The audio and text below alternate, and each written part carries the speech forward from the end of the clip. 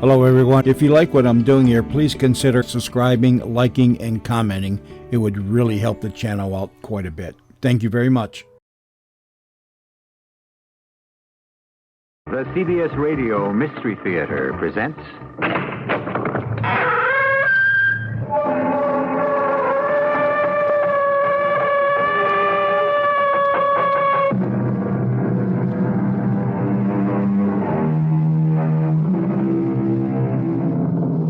Come in.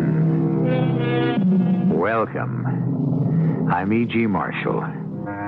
It is sport, as Shakespeare said, to have the engineer hoist by his own petard, the spider that becomes enmeshed in its own web, the boomerang that returns to strike its hurler. Yes, these are the delicious ironies of life, or death. And these are also the unusual, the striking, the dramatic examples. Much too commonplace are the multitude of little unseen, unknown traps most of us are constantly setting to ensnare ourselves. Peter, you have to see reason. Reason? Reason is all on my side. Well, you should know. The sheriff and the others, they've decided to bribe you. I have never in my life let money influence my decision. Go back and tell them it's a waste of time. But they don't intend to offer you money. What else could they use for a bribe? Me.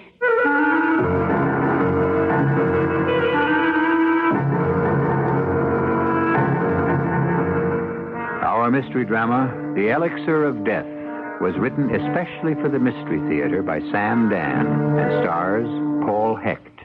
It is sponsored in part by Buick Motor Division and Anheuser-Busch Incorporated, Brewers of Budweiser. I'll be back shortly with Act One. Isn't it nice to know you're free? To see the things you want to see. To touch the heights you dare to reach. To know you're all that you can be. In the free spirit department, Buick's mid-size 1976 Century has a lot going for it. Efficient size, lots of room, neat things like that. But Century offers bonuses. It's a Buick, remember, which says one heck of a lot about how nicely it takes care of you. And Century does something for the sake of practicality that no other American mid-size car does. It comes with a V6 engine, and a Buick V6 at that. Century, the spirit'll move you. Free spirit, Buick on the wings of the wind. How it's gonna be your spirit's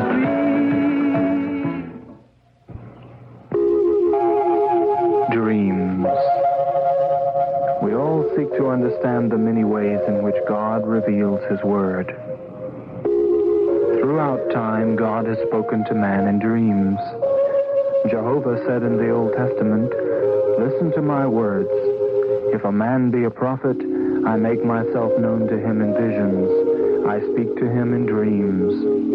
So pay attention to your own dreams. They might well reveal flashes of the future, predictions and warnings of things to come. They may give you a glimpse of God's guidance to lead you back to the peace and security of His way. For your free booklet on dreams, write to the Foundation Church, 1147 First Avenue, New York, New York, 10021. That's the Foundation Church, 1147 First Avenue, New York, New York, 10021.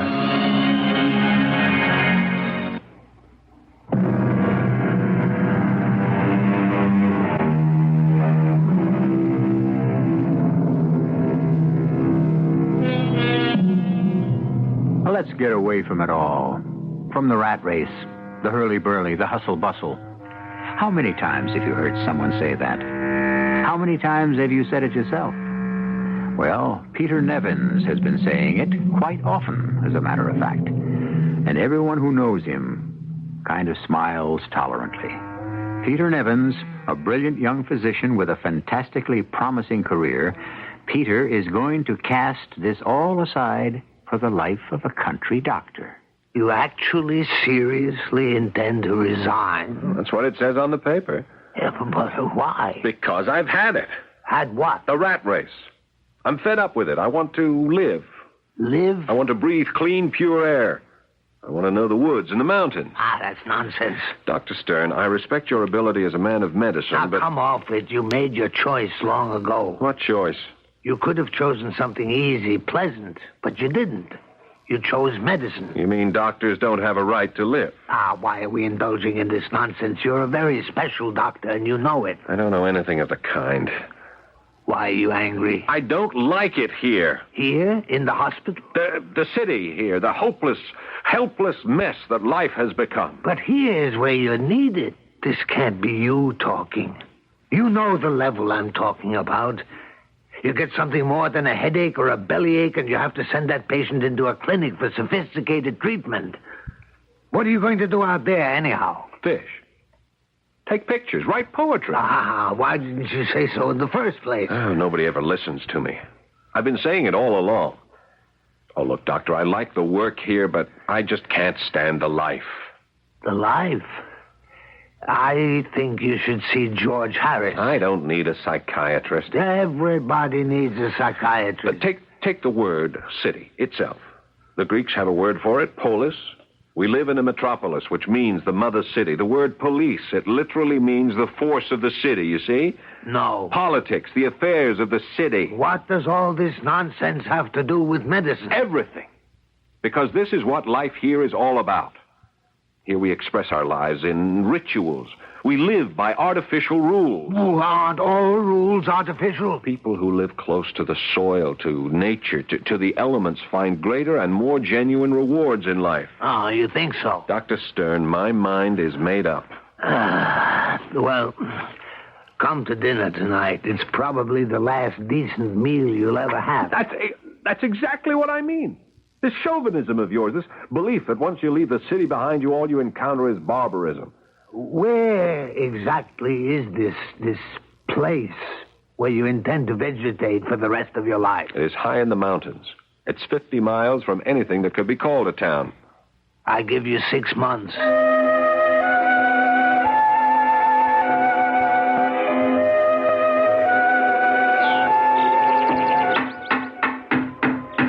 Good morning, Doctor. Oh, good morning, Miss Renshaw. Oh, you can't do that up here, Doctor. Do what? Call people by their last name. Well, I don't know your first name. It's Carolyn. Oh, mine's Peter. Oh, no, we have to call you Doctor. Why? Oh, I suppose it's one of the rules. That's funny.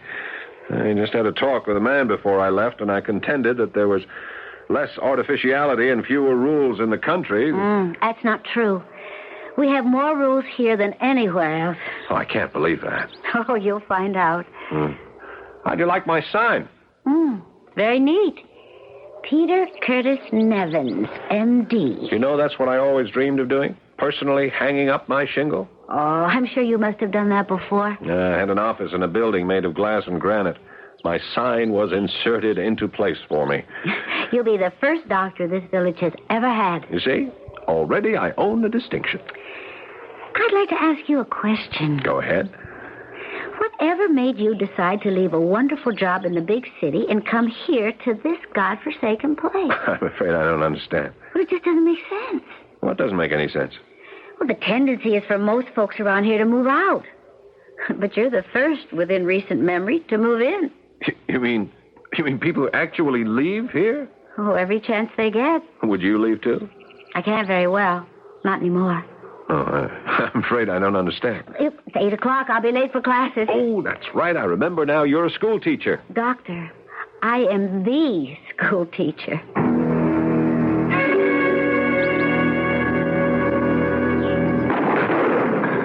Missed him, Doc. Yes, well, I didn't want to hit anything anyhow. To me, this is just an excuse for a walk through the woods. How do you like it up here so far? Oh, it's fine. Just fine. Sure it's active enough for you? Sheriff, a man likes to have time for himself just to think and relax. You'll get a chance to do plenty of that up here. Mind if I ask you a question? No, not at all. I bet I know what it is. Do you? Oh, yes. You probably want to know why I left a very lucrative situation in the city to come out here to the boondocks. Yeah. I confess it crossed my mind. Well, maybe I want the simple life. Well, life ain't simple no place anymore. I worked under a great physician, but it wasn't really medicine. Well, I don't really follow that. You see, Sheriff, one treated people, and one could cure the illness, but not the disease. Now I'm lost. The illness, in most cases, is a particular bug. So you kill that with a drug, or you cut away whatever that bug has infected or destroyed. But the disease itself remains because it was created by society. Yeah, well, what disease is this? Look, what good is it to tell people that a balanced diet is vital if they have neither the education to understand you nor the means to afford it? How can you tell a man he simply must keep off his feet when the only job he can get forces him to stand 8 hours a day? And that's what bothers you? It was too much, too complicated. I just felt my life was slipping away. It'll slip away from you here, too, Doc. Yes, but not so fast. Oh, by the way, you got yourself a new job. You're the health officer. Health officer? Well, we got to have one. We've been using doctors from over at Selwyn's Corners in Centerville. But now that we got one of our own, might as well throw the business his way. Oh, what business? Well, the pay ain't much, but then the job ain't much either. Let's see, got to inspect Ed's Market and Shorty's Diner. That's all the food places we got. And the bottling plant. Well, that doesn't sound very arduous. Well, you just know Ed and Shorty run clean places. As for the plant, you won't find more modern machinery anyplace. What about the plant, Sheriff? Well, it's the lifeblood of this little town. That's where the famous Elixir of Death comes from. Well, I'm ashamed to say I've never heard of it. Oh, you better get with it, Doc. Now that you're part of this town, it's your bread and butter, too. It's a gourmet water. A what? It's the only way I can describe it. Comes up out of a spring. Some town property. The town owns the bottling plant. And since you're a taxpayer here now, you got a piece of it, too. Oh, and it's one of these spring waters that's sold for people to drink, huh? Now, only if you're rich. Oh. I mean, that's an expensive bottle, Doc. Oh, right. Mostly it's not for drinking. Well, if you don't drink it... No, it's used for cooking, for mixing drinks. You're kidding. Well, between you and me, it's a snob thing. Then you got these great gourmet cooks, and you say to them you can ruin all them expensive items in that recipe with ordinary tap water. And this bottling plant sustains the economy of the village, huh? This plant nourishes every one of us, Doc. Huh. Well, what kind of water is it, Sheriff? You want the truth? To me, it tastes the same as any other kind. I'd like to try it. Now that you got yourself this new job and you're making extra money, you can afford to buy yourself some.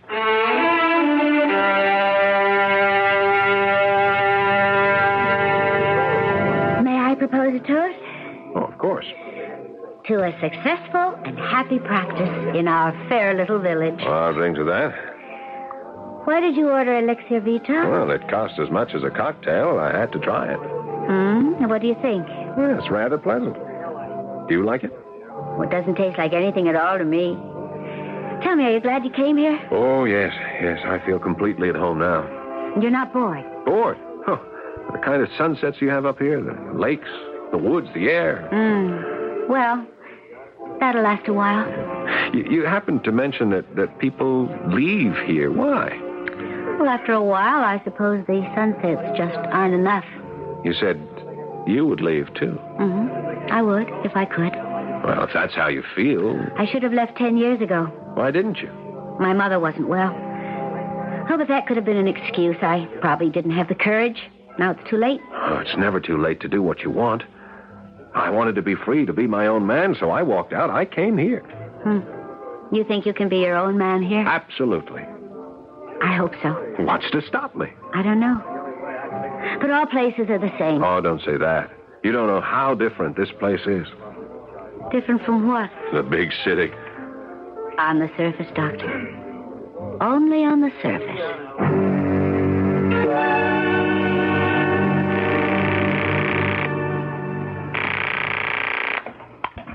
Dr. Stern. Dr. Stern. Peter, when are you ending the foolishness and coming back to work? Never. Doctor, did you get the water sample I sent you? Yes, Peter. What is it? Well, I can't tell you right now. Listen, did you isolate a certain substance? Has a kind of alkaline trace. Yes. And I don't know what it is. You don't, eh? No. I've called in Stecker and Connolly. And say it's something brand new to them.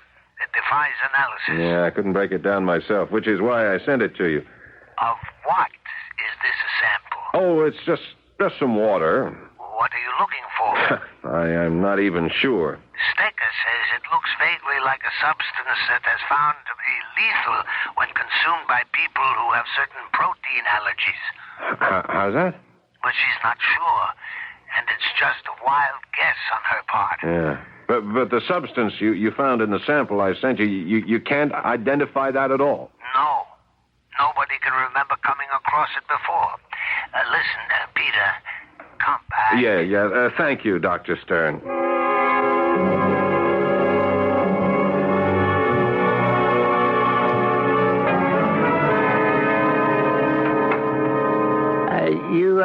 You want to see me, Doc? Oh, yes. Come in, please, Sheriff. Okay. Sheriff, as health officer of this village, I am health officer, am I not? Oh, yes, Doctor.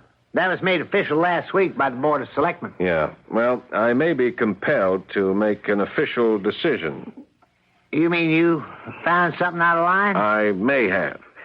The bottling plant, I'm talking about Elixir Vita. Oh, no.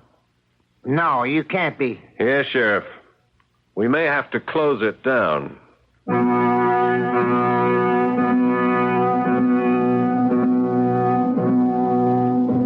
We may have to close it down.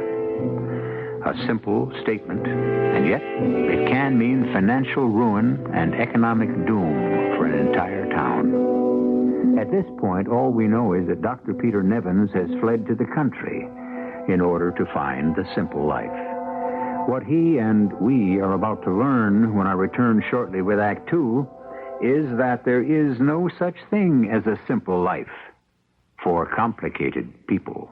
Sheets and towels aren't the only things offered in January white sales.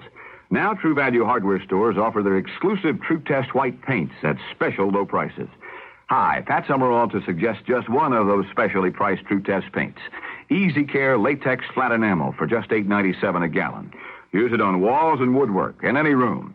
Stains can't readily penetrate its enamel hard finish, so they wash off without damaging the finish or leaving a shiny mark. Yet Easy Care Latex Flat Enamel has a rich, flat finish. Right now, it's just $8.97 a gallon. And True Value hardware stores offer what you need to apply that paint, too.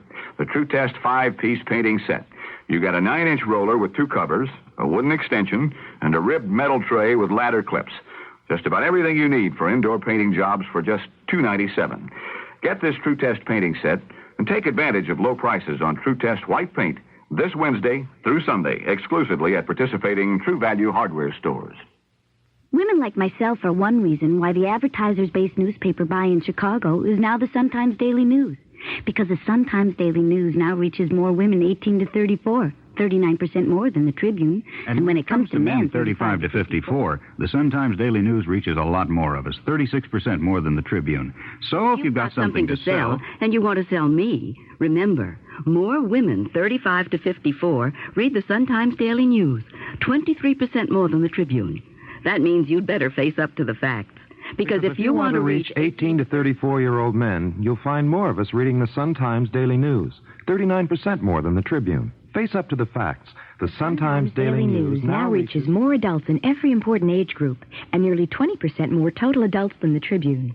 Those are the facts from Markets in Focus, the latest independent study of Chicago area newspaper readership. it proves that the Sun-Times Daily News is the base newspaper buy in Chicago. And that's a tough fact to follow.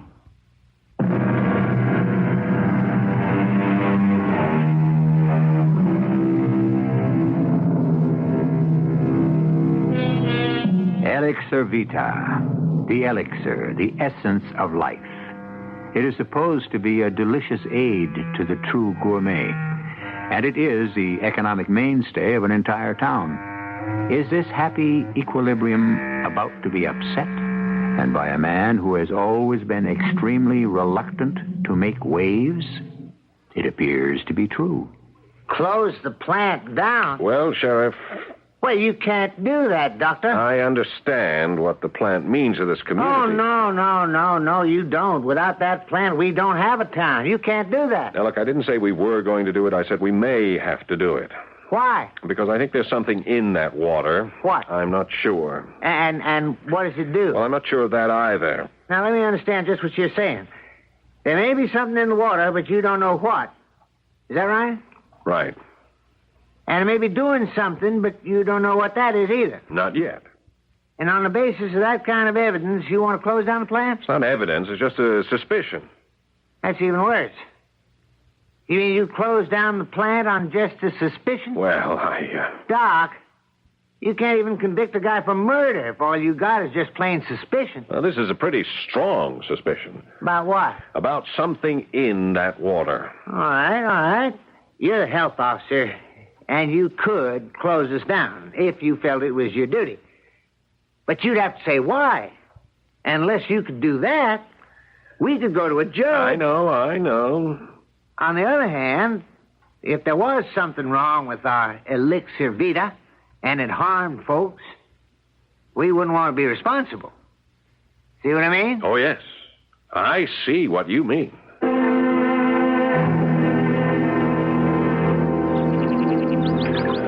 When do the fish bite? Well, these are mountain country fish, you know. They're supposed to be highly individualistic. Well, at any rate, it's a beautiful day. Beautiful lake. Beautiful girl. When are you going to toss it all over and go back to the city? Never. You sure? Positive. The other night, you said this was so different from the city.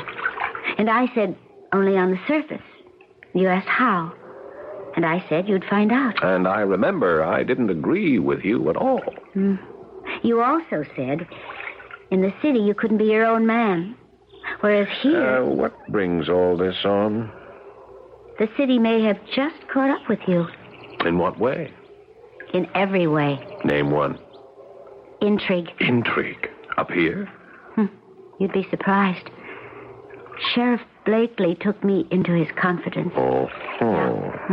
I'm supposed to use my wiles to worm something out of you. Well, I can't imagine what that could be. Oh, yes, you can. I'm supposed to find out just what it is you know, or think you know about the Elixir Vita. Aha. And how far will you go to discover the secret? Oh, Peter, I don't know.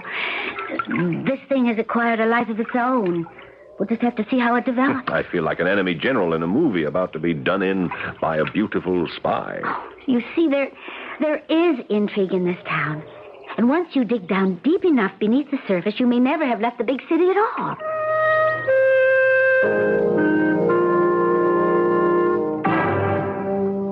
Peter.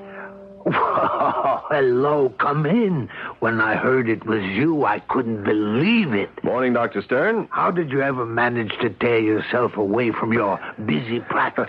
That is a low blow.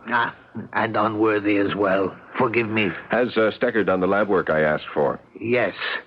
And you must allow me this one little I told you so. Oh, what's that? I told you that if ever you needed anything the least bit sophisticated, you'd have to come running back to civilization. A tiny correction. I'd have to come running back here because civilization is where I am now. I figured it out, Peter. You figured what out? The whole thing. Do you know the answer to what you're doing? You're afraid. Oh, what am I afraid of? Medicine. I love medicine. Maybe I should say the human aspect of it. But medicine is concerned with humanity. Yes. And it's also practiced by human beings. And some of those human beings had started to scare you. I don't follow this. You were a bright young man, Peter, the brightest in your class. You showed the most promise. Well, maybe you feel you haven't lived up to that promise. I never thought about it one way or another. A few years have gone by. You see other bright young men coming up. You're afraid of them. Oh, that's not true. You're afraid to compete.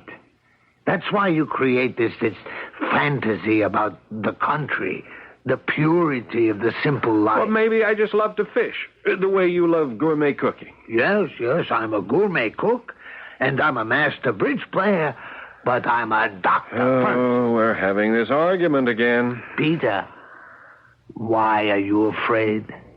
Afraid of the city? Look, I came here to say hello, to take you to lunch, and to see if Stecker has got anywhere on my lab work. We've already said hello, and you can't take me to lunch because I'm preparing it here. And about Stecker and your lab work, why don't you ask her? I do not know what this is, Peter. And you can't guess? You do not come here for guesses. What kind of water is this? Oh, it's just water from a spring.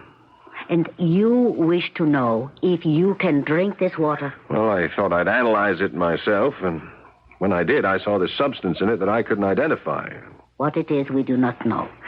Let us call it X. Well, for some reason, one that I can't understand myself, I have a feeling that X is harmful.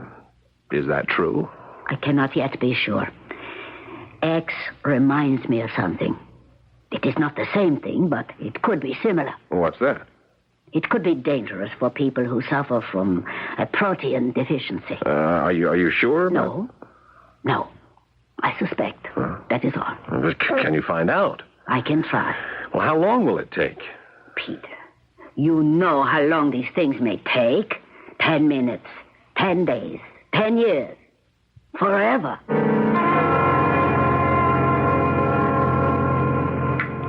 Have some more of this wine. No, thanks, Doctor. I'm really in a hurry to get back. You see how the roles have been reversed. I, the busy city doctor, am relaxed. You, the calm country doctor, are nervous and impatient. I'd like you to understand one thing, Doctor. I am happy where I am. For the first time in my life, I know what it is to live through my senses. It's very important to me, Doctor. I wish you would see it that way.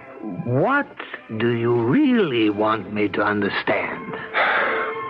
Oh, I'm not sure. The part of medicine that frightens me. You have to tell me what that is. Well, it has nothing to do with anatomy or physiology or surgery or any of the things we study. Then what does it have to do with... I guess you could call it doctoring. I don't follow you. Well, if I'm going to say this, I may need some more of that wine after all. Okay. Doctors practice medicine. Why do we say practice? Why don't we say perform? Surely after all of our training, we're qualified, aren't we? No. We say practice because we hope to learn each time we work with the patient. Practice. Well, we never really know. Well, we're only human. If it were pure science, we'd know, wouldn't we? But we are buffeted about by other factors. What are you driving at? The decisions we have to make. Ah, yes. We are faced with difficult decisions. And have you ever asked yourself why? It's because we allow other than medical factors to influence our judgment. You can't practice medicine in a vacuum, Peter. Yes. Is that what you're beginning to find out there in the utopia? Thanks for the lunch, Doc. And the wine. Ah, Peter, you belong in the city. Don't try to fight it. Whatever it is you've got in your system right now, get rid of it and come back home. My home is up there. I hope... What do you hope? I hope it doesn't destroy you. Well, how does it feel to be a hero? I never thought about it one way or the other. Look, why don't we step outside for a breath of fresh air? Huh? As they say, you're the doctor. Nice of you folks to give me a party. Well, everybody wanted to meet the new doctor. I don't seem to be getting much work. It's a healthy town. You can't have everything. Carolyn, why did you stay? Remember I told you it just worked out that way? Oh, yes. Well, I'm glad you did. Why? Because I think I may have fallen in love with you. Well, that should make my job easier. What job? My Mata Hari thing. You know, most folks here don't know about that conversation you had with the sheriff about the water. Oh, you know the Elixir Vita. But the few of us who do are scared stiff. I know. But what? As a doctor, I feel I really have no choice. No choice? Oh, Peter, tell me what you're saying. My decision simply has to be to close down the plant. But do you realize that if you close down the plant, you destroy the entire town? I know. I've taken all the facts into consideration. But the right thing to do is to close the plant.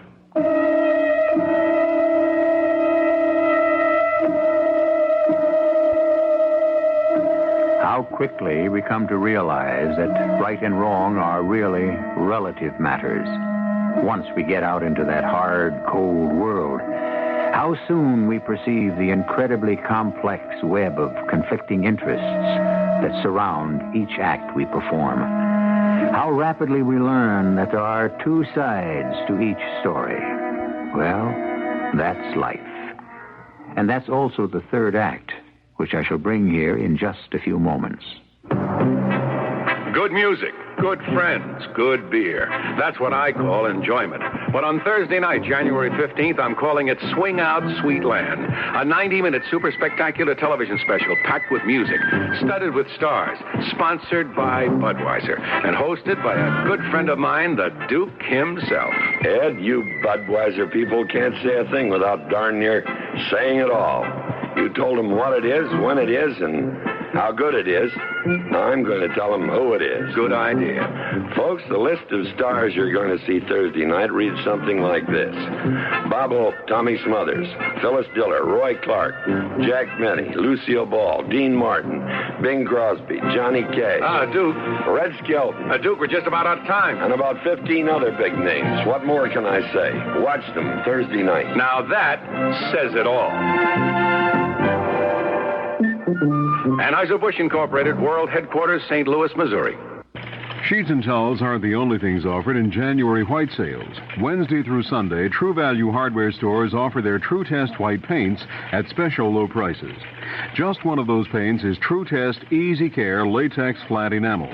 You can use it on walls and woodwork, in living room and bedroom, bathroom, or kitchen, but especially where children play. Stains can't readily penetrate its enamel hard surface, so they wash right off without damaging the finish or leaving a shiny mark. Yet, durable as it is, Easy Care has a rich, flat finish. You can get True Test Easy Care Latex Flat Enamel for just $8.97 a gallon in white. You will find your True Value hardware store offers a special sealing paint as well. True Test Standard One-Coat Sealing Latex for $5.97 a gallon. And Satin Hue Flat Interior Latex is just $7.97 a gallon. Take advantage of special low prices on True Test white paints this Wednesday through Sunday, exclusively at participating True Value hardware stores. This is WBBM Chicago.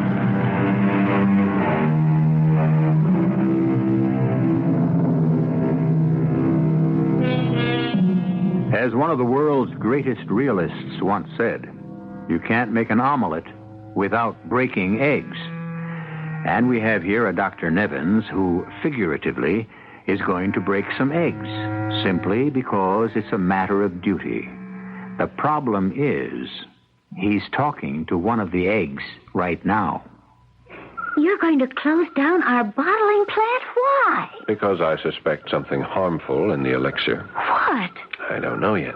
But if you can't be sure, why should you close the plant? It's possible that there could be danger. And also possible that there isn't any. Yes. And so, until we find out... You order the place shut down. Look, it's entirely possible that these suspicions I have are unfounded. And then the plant can open up again. The plant can never open up again. Why not? Once it receives a clean bill of health. The damage will have been done. People will never have confidence in it again. Carolyn, I understand. No, you don't understand. This town will be wiped out. My mother and my father, they're old, and everything they own is tied up in that elixir. But there isn't a family in this town that... The right thing to do... Right thing to do for whom? I wish... Oh, I wish I really knew what to do. Oh, Peter. Are you happy here? Yes. But you want to stay? Of course. Well, you won't be able to if you close the plant. That should be obvious. I know. Everybody in this town will shun you as if you were a leper. Because I told the truth. And you? Me? Will you also shun me? Yes, I think so. I told you I loved you. Yes, I know. And the reason I told you, I was very sure. I just knew you felt the same way about me. Do you? Yes. And you would still side against me. Yes. But I don't want to be in love with a fanatic, a zealot. Is that how you see me? Oh, that's what you'll be. Oh, Carolyn. We've been bottling Elixir Vita for 80 years. There's never been any kind of suspicion about it whatsoever. But that doesn't mean to say Peter, there's such a thing as simple justice. You're innocent till you're proven guilty. Give Elixir a chance.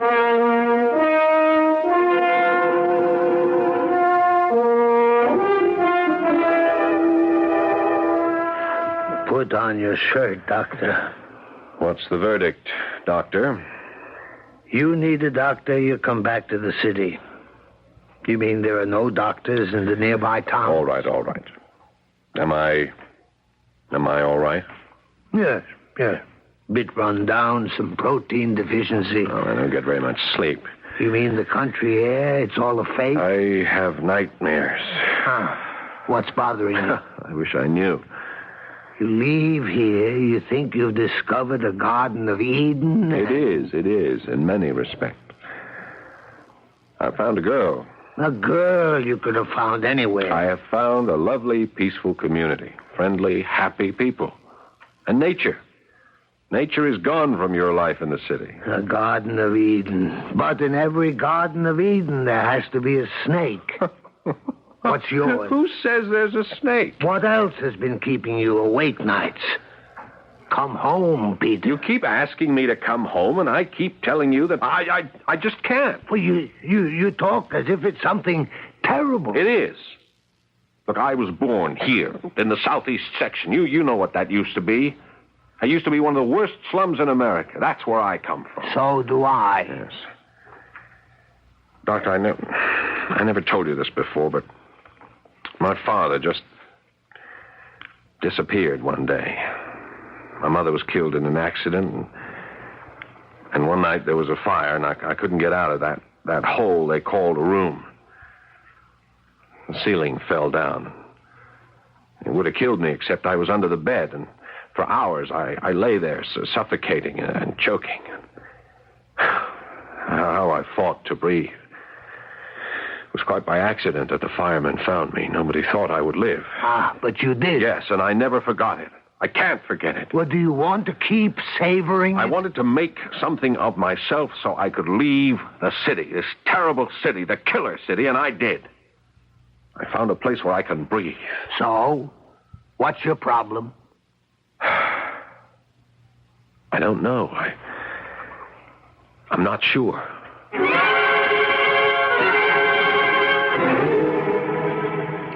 I have done the studies, Peter, and this thing we call X. You know what it is, Dr. Stacker? No. But I know what it does. Yes? It can be harmful to people who suffer from protein deficiency. How harmful? That would depend on the individual. Uh-huh. You know that, Peter. Yes. It could result in mild discomfort for some, to acute symptoms, and in rare cases, even death. Then there is a danger in this water. For the most part, a remote danger. But it cannot be disregarded.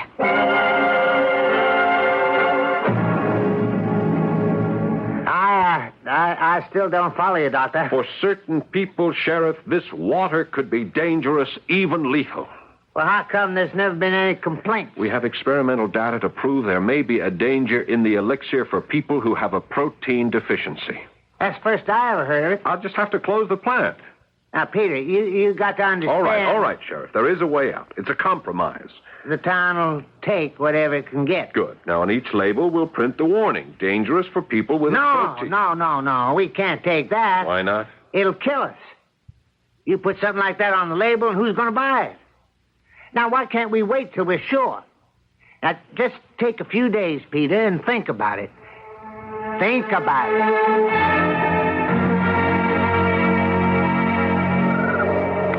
Peter? I must have dozed off. Oh, I don't know. You suggest a ride. I agree. You suggest we park. It's all right with me. And then you just fall asleep. I must really be exciting company. No, it's not that. Just a little bit out of sorts, I guess. You know, that must have been a harrowing experience. What was? The fire. Fire? When you were a boy. How did you know about that? You talk in your sleep. I wouldn't make that admission in public. After all, I'm not supposed to find that out till after we're married. You called for help. You couldn't breathe. You were terrified. Yes. And you kept saying the word city. The city. The city. Is that why you hate the city? Because of that fire? No, the fire was... That was just the climax of it. My mother, she and my father had come to the city from their farm. They thought they could get rich. Mm-hmm. Instead, things turned into a nightmare, and my mother blamed the city for all her troubles. That's why I can't live in the city anymore. You may have to. Why? Because if you close the plant... I'm not closing the plant. All I propose is whatever you put on the label will amount to the same thing. Carolyn, there's proof. How conclusive. Oh, well, you can look at it in a number of ways. I have a protein deficiency myself. It's a hangover from my childhood. So you don't have to use the elixir. But there are unsuspecting people. Very well, Peter.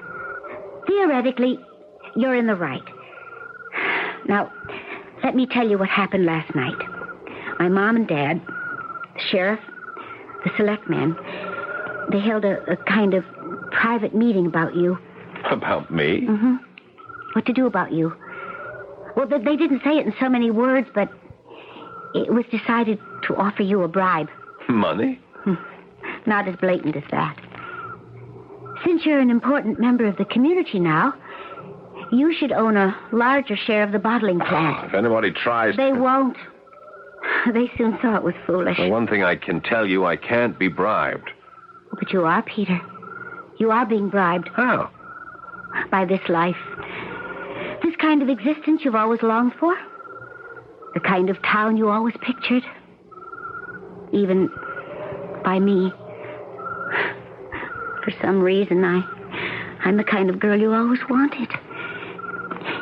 If you insist on destroying the elixir, you lose all of us. That's the bribe, Peter. Yes, that's the bribe. And you have to decide whether or not you'll take it. Would you come back to the city with me, Carolyn? Could you go back to the city, Peter? I think more time is needed to form a definite conclusion. After all, there's no proof it ever killed anybody.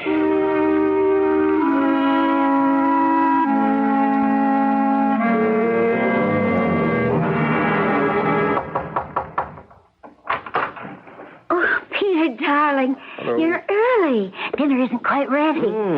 That divine aroma. Carolyn, I didn't know you could cook like this. Hello, Peter. Ah, Dr. Stern. I can't. Dr. Stern decided to come up early for the wedding, and he insisted on preparing dinner. Oh, he's a genius. I always really wanted to be a chef. Peter, you're not looking well. I'll stay a couple of days and see that you eat properly. I don't know when I've ever enjoyed such a splendid dinner. We'll have to invite the doctor often, Peter. And when I can't come, I'll give you some of my recipes. Will you gentlemen excuse me? I'll bring in the coffee. So, are you happy? I'll settle. Dr. Stern, have you ever been bribed? I've never accepted money that... No. I don't mean by money. Well, Yes, by the prospect of position, reputation. I see. All of us, whoever we are, whatever we are, can be bribed by something. I know. What all this means is that you have already taken a bribe. Isn't that so? That's right. What? A way of life. Was it worth it? Oh, yes. What did you have to give up? Just a little bit of integrity. Then it wasn't worth it. Oh, it was a tiny, insignificant bit, Doctor. The trouble with integrity is that it doesn't come in bits and pieces. It's either all or nothing. I had to do it, Doctor. I couldn't give all this up. Well, what? We're doing what we command our patients never to do after a meal. Get excited. You know, Dr. Stern, tonight's dinner was the most delicious meal you ever cooked. You know something? I agree with you. Carolyn helped me with something I never heard of. It's marvelous you could actually taste the difference in the soup. The soup? The soup was never better. It's something you people bottle up here. What?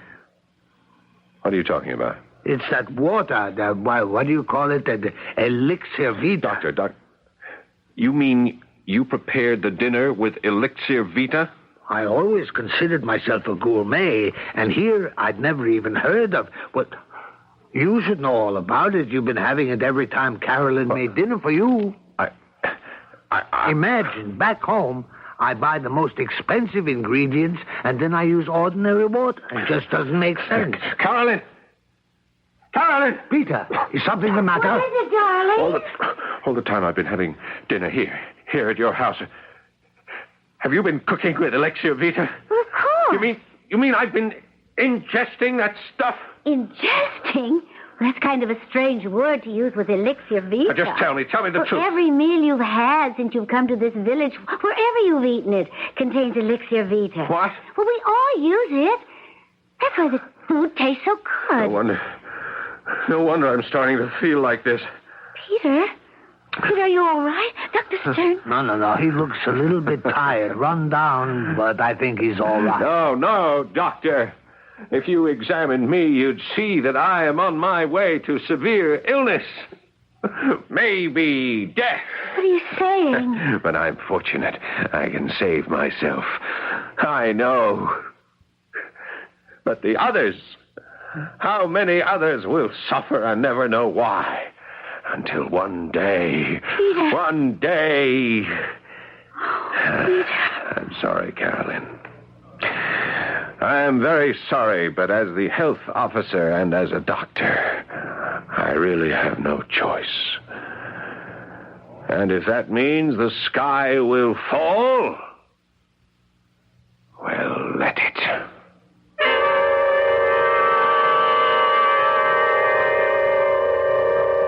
And when you look at a bottle of Elixir Vita, you might notice a warning sentence on the label. Should not be consumed by persons with protein deficiency. And you know something?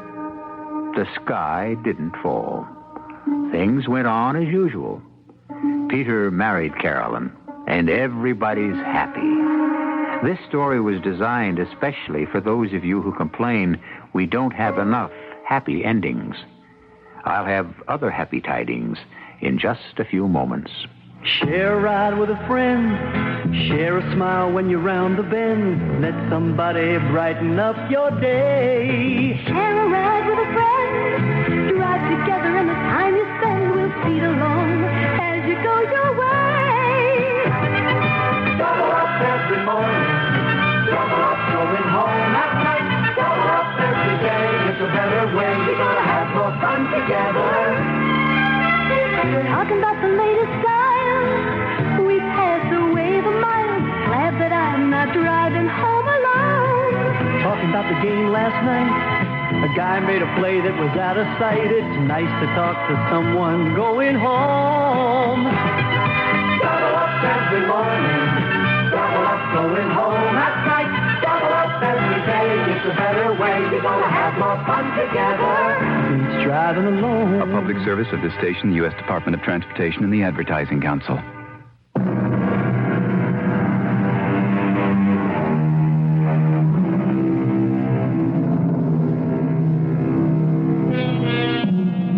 It's all relative, the physical and even the mental. Something that can nourish me might destroy you. We're all so different, so contrary, so inexplicable, and so unpredictable. And this is certainly cause for joy and great celebration. For it is these human and not-so-human foibles that give us the material to enchant you here 7 times each week. Our cast included Paul Hecht, Evie Juster, and Robert Dryden. The entire production was under the direction of Hyman Brown. And now, a preview of our next tale. The Chamber of Commerce dinner was long and tedious. I was sent home early with the lieutenant governor's wife. But not before Lewis had informed me that John, contrary to his normal habits, had been drinking quite a bit. But he assured me that it would be all right and that he would make sure he got safely home. I was sitting at my dressing table taking off my makeup when suddenly and impossibly Lewis was beside me, visibly shaken and frantic. Deborah. How the devil did you get in here? That doesn't matter for the moment. I'm here to tell you to lock your door when I leave. And whatever you do, don't let John come in. And remember the pistol I gave you. What are you talking about? He's found out about you and Nicholas. How? Never mind how. When I left him, he was loading his hunting rifle. For heaven's sake, when I leave, lock your door. Are you suggesting that I should be afraid of John, the most... Debbie, he is not himself. He's out of his mind. Good Lord, here he comes. Radio Mystery Theater was sponsored in part by True Value Hardware Stores. This is E.G. Marshall inviting you to return to our Mystery Theater for another adventure in the macabre. Until next time, pleasant dreams.